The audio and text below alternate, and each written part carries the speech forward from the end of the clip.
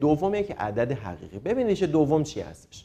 میگه هرگاه آ به توان 2 مساوی b باشد، آنگاه دو عدد قرینه آ و منفی آ را ریشه دوم عدد مثبت b میگویند.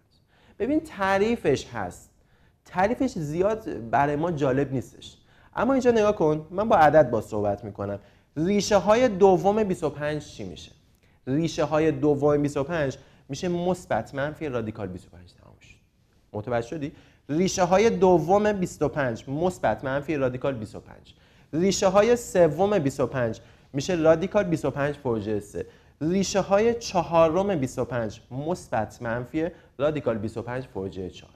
ببین وقتی که میگه ریشه دوم یعنی فوریه 2، میگه ریشه سوم یعنی فوریه 3، ریشه چهارم یعنی فوریه 4. متوجه شدی یعنی چی؟ ریشه یعنی همون فرجت هست. حالا یه نکته دیگه، اگر ریشه های زوج رو ازت بخواد، مثلا 2 4 6 8 1024 فرقی نداره. ریشه های زوج رو ازت بخواد شما باید مثبت منفی بذاری واسش. ولی اگر ریشه فرد رو ازت بخواد 3 5 7 9 131 هر چیزی همچین چیزی، خب فرد اگر باشه فرجه، اگر ریشه فرد باشه فقط یه دونه عادی خودشو میذاری. رادیکال اون شماره فرجه یا شماره ریشه رو میذاری. این تا اینجای کار. گفته ریشه دوم 25 میگم مثبت منفی رادیکال 25. رادیکال 25 میشد 5، پس میشه مثبت 5 و منفی 5 رو جوابشون. اینجا دقت کن.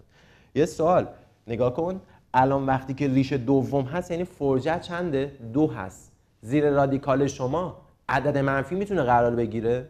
زیر رادیکال اگر فرجه شما زوج باشه عدد منفی قرار میگیره؟ نمیشه. چرا؟ چون زیر رادیکال که منفی نمیشدش. اینو از قبل ما میدونستیم. همین الان اینجا گفتم. میگه اعداد منفی ریشه های دوم ندارند. آقا دوم که چه عرض کنم؟ چهارم هم نداره، ششم هم نداره، هشتم هم نداره. کلا اعداد منفی ریشه زوج ندارن. بریم سراغ ادامهش. میگه ریشه دوم با رادیکال فرق داره ها. فرق داشت؟ آره دیگه نگاه کن. ببین رادیکال 81 میشه 9 دیگه، درسته؟ رادیکال 81 میشه 9. اما وقتی که بهت میگه ریشه های دوم 81، بهت گفتم اسم ریشه دوم اومد مثبت منفی رادیکال 81 که جواب شد مثبت 9 منفی 9. اما رادیکال 81 میشه 9 خالی. پس یه بار دیگه بهت میگم این دوتا با هم فرق دارن. رادیکال 81 یه دونه جواب داره که چی هست؟ 9 هست. اما وقتی که میگه ریشه های دوم فلان مثبت منفی میذاری، یه رادیکال واسش میندازی که 2 تا جواب داره و در ضمن 2 تا جوابش قرینه هم دیگه هستن. دقت کردی که؟ بریم ادامه. ریشه های سوم، ریشه سوم که همون رادیکال فوریه 3 هست، تموم شد دیگه. اما یه دونه جواب داره، اینجا داشته باش. تعریفش هم واسط آوردم. هرگاه آ به توان 3 برابر b باشه، آنگاه عددی مانند آ یا همون عدد آ را ریشه سوم عدد حقیقی b میگویند. ولش کن اینو، بی اینجا. میگه ریشه سوم 64، ریشه سوم 64 میشه رادیکال 64 فوریه 3. رادیکال 64 فوریه 3 جواب میشه 4 دیگه. آقا چه جوری میگی؟ میگم نگاه کن، از خود سوال بپرس. کدوم عدد رو به توان 3 برسونم که بشه 64؟ 4 هستش دیگه. یا اینجوری صحبت کن، بگو ریشه سوم 64 میشه 4. یا اینجوری کدوم عدد رو به توان 3 برسونم که بشه 64 که میشه 4. هر تیپش رو خودت راحت هستی با همون کار کن. حالا گفته ریشه سوم منفی 64 یعنی رادیکال منفی 64 فوریه 3. بهت گفته بودم فرجه های فرد علامت میندازن بیرون. البته من گفتم که خودت هم از قبل بلد بودی. فرجه فرد علامت میندازه بیرون. این منفی اومدش بیرون، اومد بیرون شد رادیکال 64 فوریه 3. 64 فوریه 3 همون 4 میشه دیگه که جواب کلی شد منفی 4. دقت کن اینجا رو، هم منفی و هم مثبت ریشه سوم داشتن یه مورد، در ضمن علامت ریشه سوم چی بود؟ با خودش یکی بود. ریشه سوم 64، ریشه سوم که عدد مثبت شد. ریشه سوم یک عدد منفی شدش. اینجا دقت کن، هر عدد حقیقی مثبت منفی یا صفر داره یه دونه ریشه سوم هست که با خودش هم علامت هست. بریم سراغ ادامهش. ریشه های چهارم و پنجم دیگه تعریف رو دیگه ولش کن دیگه، اینجا داشته باش. ریشه چهارم 16، ببین چهارم زوج هست، مثبت منفی باید واسش بندازی. ریشه چهارم 16 شد مثبت منفی 16 فوریه 4. 16 فرجه 4 میشه 2، شد مثبت منفی 2. این است. بریم بعدی. گفتید ریشه پنجم منفی 243. ریشه پنجم یعنی فرجه 5 بگیر دیگه. منفی 243 فرجه 5 چقدر میشه؟ منفی میاد بیرون. 243 فرجه 5 شو چند؟ 3. بریم بعدی. ریشه پنجم خود 243 میگم فرقی نداره. ریشه پنجم یعنی فرجه 5 رو بگیر. 243 فرجه 5 میشه چند؟ شدش 3. بریم تا ادامهش. خب اینجا این نتیجه گیری کلی میخوایم با هم داشته باشیم. میگه اعداد مثبت دقت کن. اعداد مثبت دو تا ریشه زوج قرینه دارن. دو تا ریشه زوج مثبت منفی میشد دیگه که قرینه هم دیگه هستن.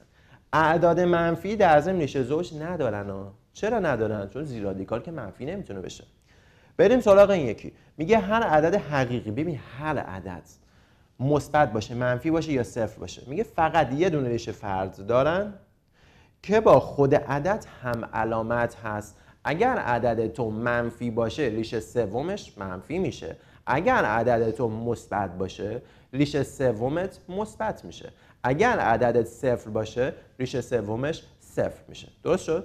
اما ریشه های زوج نه دیگه. مثلا ریشه چهارم 16 میشه مثبت منفی رادیکال 16 فرجه 4.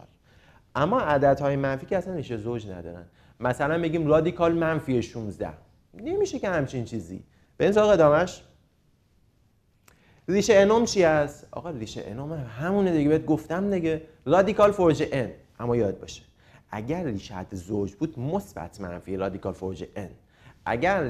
اگر فرجت فرد بود همون رادیکال فرجه ان. بی اینجا میگه اگر آ و بی دو عدد حقیقی و آ عددی طبیعی و آ به توان n مساوی بی، آنگاه آ را ریشه انوم بی میگوییم. اینجا داشته باشیم. میگه اگر اگر n عددی فرد باشد، همون فرجه رو میگه. اگر فرجت فرد باشه زیرش خط بکش. خط بکش زیرش. اگر n عددی فرد باشد یعنی فرجت چی باشه؟ فرد باشه. بی فقط یک ریشه انوم دارد که برابر است با آ فرجه n یا آ ریشه انومش. اما اگر n عددی زوج باشه زیرش خط بکش، بنویس فرجت زوج باشه. فرجت زوج باشه. میگه عدد مثبت بی دو ریشه انوم قرینه و به صورت آ فرجه n منفی رادیکال آ فرجه n. نکن عین همدیگه هستن، یکی مثبت یکی منفی هستش. این به این صورت هستش. بریم تا ادامهش. خب بریم چند تا مثال با هم دیگه حل کنیم. ببین این که میبینی اینا خیلی آسون هستن، واقعا همین هستش. واقعا چیز سنگینی وجود نداره. بماند که شما اینا رو سال گذشته همشو بلد بودین. شما الان وقتی اینا رو بلد شدین، هر کتابی رو نگاه کنید باید بتونید تستاشو حل کنید، مثالاشو حل کنید. و متاسفانه بعضی از انتشاراتی‌ها هستن میبینن چی هستش، خب تستا همه آسون هستش، میان چیکار میکنن 4 تا تست نه 40 تا تست سنگین واسهتون میارن که اصلا واقعا تو فصل‌های سیستم آموزش پرورش نیست و کاملا غیر استاندارد هستش. و چون شما نمیتونین حل کنید میگن این کتاب خوبی هستش. واقعیت دانش آموزا بعضیشون اینجوری هستش که وقتی که یک کتابی رو دارن حل میکنن و میبینن درست حل میکنن، چون دانششون بالا هست، چون بلد هستن، میگن نه این کتاب به درد نمیخوره. چرا؟ چون من بلدم همه رو حل کنم. ببین واقعا اینجوری نیستش. ببین تو باید که سوالات استاندارد رو بتونی حل کنی. اینکه یک سوال غیر استاندارد رو نتونی حل کنی، بری زور بزنی، بری تلاش کنی تا اون یاد بگیری، واقعا فایده ای نداره. این سوالات غیر استاندارد که نه تو کنکور میادش، نه تو آزمون‌های آزمایشی میاد و نه تو مدرسه‌ت میاد. چرا بعد اینا رو یاد بگیری؟ کجای زندگی به درد تو میخوره؟ اگه واقعا به دردت میخوره، آره بسم الله برو یاد بگیر، واقعا خوبه واسط. اما وقتی که میبینی اصلا به هیچ درد تو نمیخوره، به هیچ درد زندگیت نمیخوره، زمان تو سر یادگیری اونو تلف نکن. بجاش بیا چند تا سوال استانداردتر حل کن تا بتونی دانش خودت ارتقا بدی که احیانا یه سوال استاندارد و مفهومش رو پیچوندن شما بتونی اونو خیلی راحت‌تر حلش کنی. چرا؟ چون مشابه اون از قبل دیده باشی. دیدیم اینا مثالایی هستش که برای خود کتاب درسیتون هست، تو امتحان ترمتون میادش. سوالات سنگین‌تر هم هست، سوال سنگین‌تر هم جلوتر باش آشنا. فعلا همین ها هستن که نه شما باید بلد باشین تا برسیم نم نم به اون سوالات سنگین‌تر. خب اینا بررسی کن چه جوری هست. گفتید ریشه پنجم 32. ریشه پنجم که کاری نداره، فوج 5ش بگی شو چند؟ 2. گفتید ریشه هفتم منفی 2187. ریشه هفتم چی است؟ آقا رادیکال فوج 7 دیگه. رادیکال فوج 7 رو گرفتیم، منفی از داخل فوج 7 میاد بیرون. اومدش بیرون شده چی؟ رادیکال 2187 فوجه 7. میگم خب این چند میشه؟ میشه 3 که در کل شد چی؟ منفی 3. بریم بعدی. گفته ریشه دهم 1024. ریشه دهم یا همون ریشه زوج اگر یادت باشه مثبت منفی مینداختش بیرون برای شما. پس شد منفی رادیکال 1024 فرضیه 10 مثبت 1024 فرضیه 10 که ایشون میشه منفی 2 و ایشون میشه چی؟ مثبت 2. بریم سراغ این یکی. گفته ریشه های دهم 1023. میگم فرقی نداره، ریشه دهم مثبت منفی میندازه بیرون واسه خودش. منفی 1023 فرضیه 10 مثبت 1023 فرضیه 10. آقا جواب این چی میشه؟ جواب نداره دیگه. مگه قرار هستش که هر چی که فرض خود یک عددی مثل این خوشگل بندازه بیرون واسه شما؟ ببینید 1024 بود، جذر داشت، ریشه داشتش، یه عدد تمیز و خوشگل بود اومد بیرون. اما این نه، اینا شما باید با ماشین حساب کنی و تو سیستم آموزش هیچ وقت به شما نمیگن آقا ماشین حساب بزن اینو جوابشو پیدا کن. ببین ماشین حساب داره حساب میکنه، تو که حساب نمیکنی، پس مهم نیستش. جوابش همین شد. گفته ریشه 11 1023. این ریشه دهم بود، 2 تا بودش، مثبت منفیش میشد. گفته ریشه 11 ریشه 11 یه دونه هست، همون با فرضیه 11. جواب نداره. بریم سراغ اینجا. گفته ریشه 8 منفی 64. ریشه 8 منفی 64 مگه عددهای منفی ریشه زوج دارن؟ نه. پس به خاطر همین وجود ندارد. پس یه بار دقت کن. گفته ریشه 8 منفی 64. منفی 64 که عدد منفی هست، ریشه زوج نداره. پس دقت کن چی بنویسم؟ وجود ندارد.